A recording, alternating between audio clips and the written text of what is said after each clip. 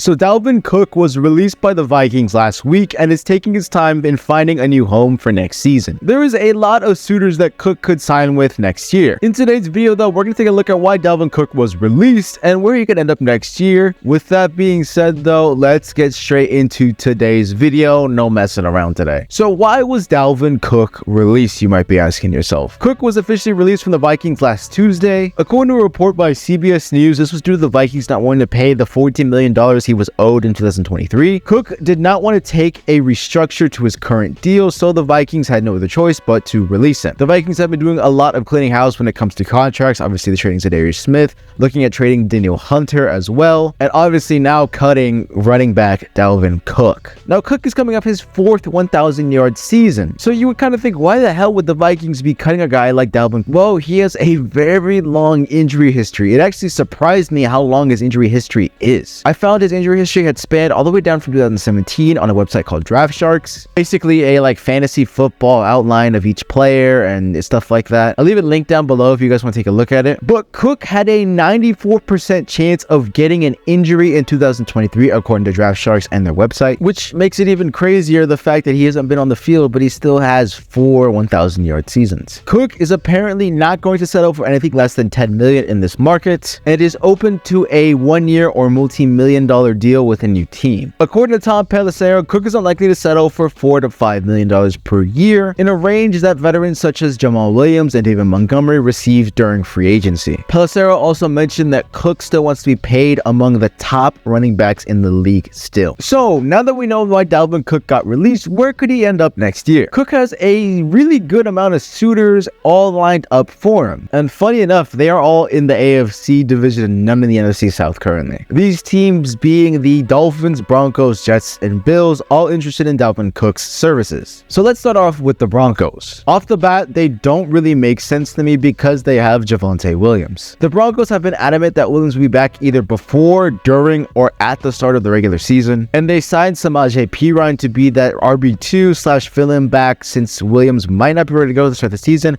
or he might be ready just to start the season barely. So you add Dalvin Cook into the mix there, and really it doesn't make sense. It was clear that the Broncos struggled last year when Javonte Williams went down. They brought up a ton of practice squad guys and free agents to fill that void in their team. So you can kind of understand why they are interested in Dalvin Cook if Javonte Williams does re-injure his ACL and MCL. But if you're going to pay a guy to be one of the highest paid running backs in the league, you wouldn't use that guy as the RB2. Frankly, you want to get your money's worth. So I just don't see a spot for Dalvin Cook in that Broncos running back room. Denver still has about $10 million left in cap space, and like I said, I just don't see them spending it all on Cook as their RB2. The Jets are in a kind of similar situation except with Breece Hall. Hall is recovering from an ACL tear in his rookie year, and frankly, what we saw from Breece Hall his rookie year was enough to say he could be dominant in this league for a long time. Breece Hall didn't get to finish his rookie year due to his ACL tear, and I just don't see the Jets jumping on the Dalvin Cook train to bring him to New York, mainly because you have your RB1 getting ready to go for the start of the season. Now, the Jets have not been very vocal about Breece Hall's return, especially when it comes to the start of the regular season, and I don't know, I feel like it'd be kind of a slap in the face for a guy like Breece Hall where you have so much hype going into the season 4.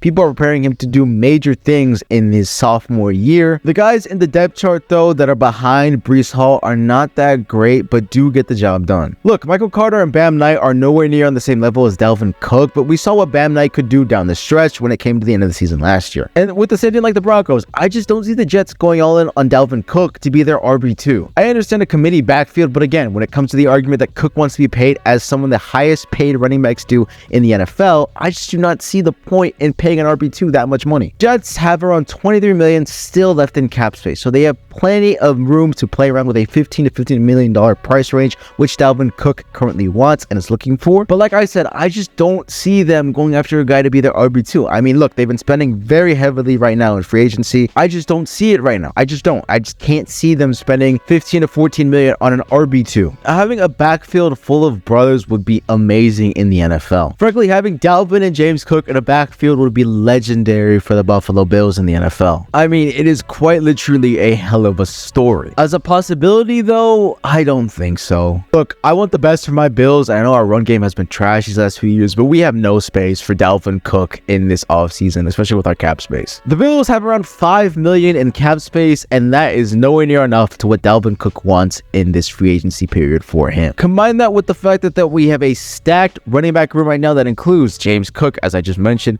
Damian Harris, Nyheim Hines, Latavius Murray, and fullback Reggie Gilliam. I just don't see a space where Dalvin Cook fits in this running back room. I also think this could hurt the progression of James Cook. Look, Dalvin is going to command an RB1 price tag, so he's going to be used as an RB1. He's a very good running back, but this is the year that James Cook is set to take over that backfield. There's a reason they didn't bring back Devin Singletary. And I don't know. I know Dalvin loves his brother, but I'm not sure he's going to be content with his brother being the RB1 and him being the RB2. This was later in Dalvin's career, absolutely, but he is still playing at a very high level. With the Bills not having a lot of money to work with, again, I just don't see them really being able to take that step to bring Dalvin in to partner with his brother in the backfield. And finally, that leaves the team that I think he will end up with come next year, the Miami Dolphins. The Dolphins running back room is currently a committee, with Raheem Mostert and Jeff Wilson Jr. currently leading the way as the two lead backs. The Dolphins drafted Devon Achane out of Texas A&M this past draft, and frankly, there is room in this running back room for a star back like Dalvin Cook. Frankly, the only place that the Dolphins don't have a crazy player at is at running back and tight end, and why not add Dalvin Cook to that mix? Look, Dalvin is a hometown kid. He grew up in South Florida, and he posted a picture of him at Hard Rock Stadium a few days ago. Whether I'm reading into that, I don't really know, but the Dolphins have currently around $13 million in cap space. Frankly, just enough to have a little bit of wiggle room to sign Dalvin Cook this year. You could sign him on a one-year deal and see how he does in your Mike McDaniel system. And Mike McDaniel came off the Kyle Shanahan tree, and we know how much they love to run the ball. Look, it shows in the modern NFL. You have to be able to have a star back to run the ball in the NFL. Dalvin Cook is your guy if you want a star running back on the market right now. When it comes to a scheme out of all of these teams, I feel like Mike McDaniels is the one that Dalvin Cook would probably want to be in the most. Look, the guy came from a 49ers offense that ran the ball like crazy. So why the hell not would you not want to jump on that train in a Dolphins team that is trending upwards currently? I can already see McDaniel cooking up schemes for Cook and creating a lot of uses for him as an elite back. The goal, keep him as healthy as possible, and I don't think you have to feed him a ton when you have a guy like Tyreek Hill,